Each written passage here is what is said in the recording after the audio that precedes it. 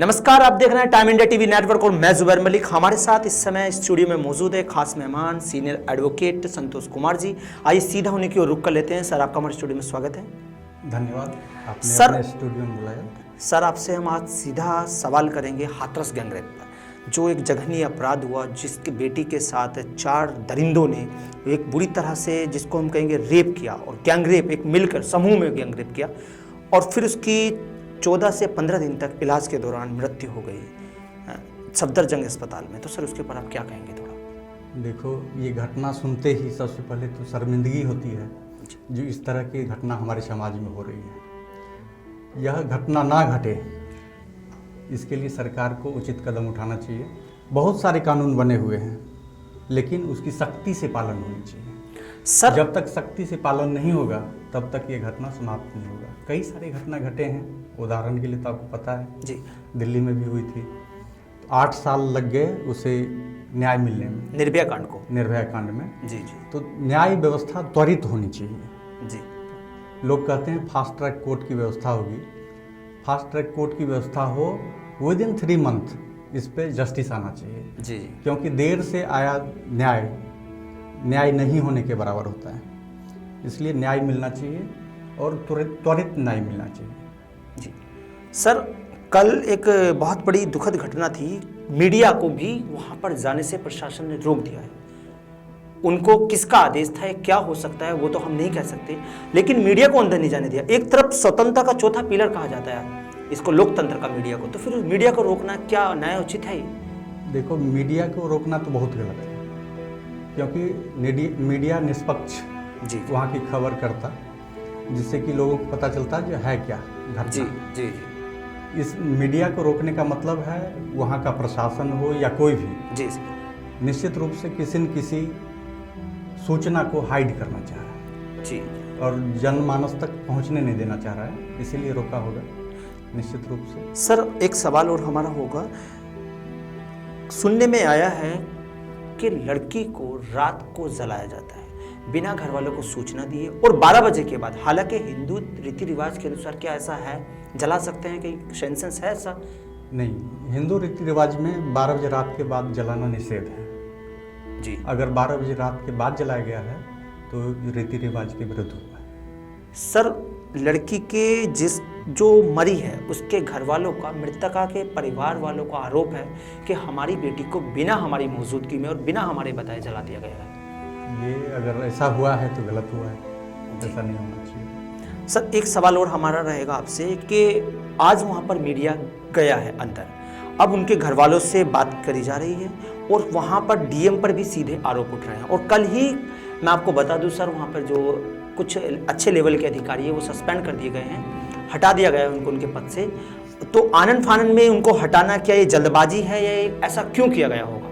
देखिए, ऐसा हो सकता है जो वहाँ के स्थानीय प्रशासन जी जी भी कुछ गलत किए हों, जैसे कि ये जलाने की घटना स्थानीय प्रशासन के द्वारा ही निर्णय लिया गया हो, तो हो सकता है इस सब के चलते उसको हटाया गया हो, या सरकार ये दिखाना चाह रही हो जो हम इसके लिए संजीदा हैं और एक्शन ले रहे हैं, कुछ भी हो सकता है। सर, बीजेपी सरकार जब सत्ता में आती है तो उस समय इनका सबसे बड़ा मुद्दा सत्ता का एक ही होता है कि बेटी बचाओ बेटी पढ़ाओ। क्या इस तरह से बेटी प्रोटेक्शन है, बेटी को सुरक्षा मिल पा रही है जिस तरह के अपराध हो रहे हैं? देखो, ये तो अभी जहाँ भी देख रहे हैं बेटी बचाओ बेटी पढ़ाओ या जो भी, वो दिख नहीं रहा, क्योंकि कानून को सख्ती से पालन कराया जाए जी ये व्यवस्था नहीं दिख रही है। क्योंकि हम उस देश से हैं जहाँ सीता के हरण के बाद एक देश पे आक्रमण करके उसको जीत लिया गया था। जी जी जब राम की घटना सुनते हैं जी। और वो प्रदेश जो राम की जन्मभूमि है बिल्कुल। वहाँ पे ऐसी घटना घटती है तो हम शर्म से झुक जाते हैं, क्या कह सकते हैं। सर, राम की घटना आपने जो हमें बताया है, बहुत बड़ी बात बताई है। इसी से मुझे एक याद आया, एक पिछली बार, अभी कुछ दिन पहले का केस है वो भी, तो उन्नाव में एक गैंगरेप हुआ था, केस हुआ था रेप का, ऐसा ही, जो कि बीजेपी में विधायक रह चुके हैं, उन्होंने भी ऐसा किया था। क्या अगर सरकार के नुमाइंदे ऐसा काम करेंगे तो एक कैसा मैसेज होगा, इम्पैक्ट होगा? देखो, सरकार के नुमाइंदे या कोई भी अगर इस तरह की जघन्य अपराध करते हैं जी तो वो समाज में किसी भी तरह से एक्सेप्टेबल नहीं है। सर बीते दिनों हैदराबाद में एक केस हुआ था, डॉक्टर के साथ गैंगरेप किया गया था। वहाँ भी ऐसे ही 3 से 4 लोग मौजूद थे और गैंगरेप करते हैं और उसके बाद उसको जला करके मार देते हैं मौके पर ही। उसके बाद आनन फानन में पुलिस ने एक्शन लिया। एक्शन लेने के बाद उन लोगों को पकड़ा और उसके बाद वो किसी एनकाउंटर में किसी तरह से मारे जाते हैं। उसके बाद ह्यूमन राइट्स मानव एक्टिविस्ट सामने आते हैं, दुनिया भर के लोग निकल के सामने आते हैं। जरूर, उसमें अगर मार दिए, इनकाउंटर हुआ तो सज़ा तो मिली, लेकिन यह कानून के द्वारा मिलता ज़्यादा अच्छा होता है। हाँ, कानून चूँकि लंबे खींच लिए थे निर्भया कांड में, तो वहाँ के लोगों का, जनमानस का भी प्रेशर था जो जल्द से जल्द न्याय मिले, इसलिए इनकाउंटर किया। तो इनकाउंटर का असर देखें, जगह जगह जिन्होंने इनकाउंटर किया था उन्हें पुष्पांजलि किया गया, पुष्प वर्षा किया गया उन पुलिस वालों पे जिन्होंने इनकाउंटर किया था। तो लोगों की जनभावना क्या है, ये तो प्रदर्शित हो रहा है। जो हमें न्याय तुरंत चाहिए जी, तो वो हमें सही नहीं लगा। जो अगर पुष्पांजलि पुष्प वर्षा करते हो तो उसे न्याय संगत कर देना बहुत अच्छा नहीं है जी। उसने किया तो ठीक, क्योंकि जनभावना के अनुरूप था। जी जी जनभावना थी, जो गैंगरेप हुआ है तो उसे तुरंत सजा मिली जी, जनता खुश हुई, जनभावना जी इस तरह का था। लेकिन ये क्यों हुई? क्योंकि जनता में ये अपेक्षा होती है जो न्याय अविलंब मिले, तो त्वरित कोर्ट की व्यवस्था जो है वो 3 महीने में फास्ट ट्रैक के द्वारा न्याय मिले, वो व्यवस्था करे सरकार, जिससे कि न्याय में देरी ना हो और गुनहगार अपने किसी ऐसे बचाव को देके बच ना जाए। जब तक गुनहगार को सीधा एक्शन विदिन 3 मंथ होना शुरू ना हो, ये घटना नहीं रुक रही। सर हमारे यहाँ फास्टैग बनने के बाद भी अक्सर ये देखा जाता है कि केस जल्दी से सॉल्व नहीं हो पाता है, न्याय नहीं मिलता है। न्याय नहीं मिलने के कारण ही तो असंतोष की भावना उत्पन्न होती है। जी जी, जिसके चलते हैदराबाद में जो पुष्प वर्षा हुआ उसका ही उदाहरण है। जो त्वरित निर्णय हुआ, इनकाउंटर, जी जी, पुष्प वर्षा हुई, जी सर, ये गलत संदेश गया समाज में। जी, क्योंकि इनकाउंटर अभी यूपी में भी हम देखते हैं, बहुत सारे गैंगस्टर पकड़ाते हैं, इनकाउंटर कर दिया जाता है, किसी की गाड़ी पलट जाते हैं, जो भी है अलग बात है।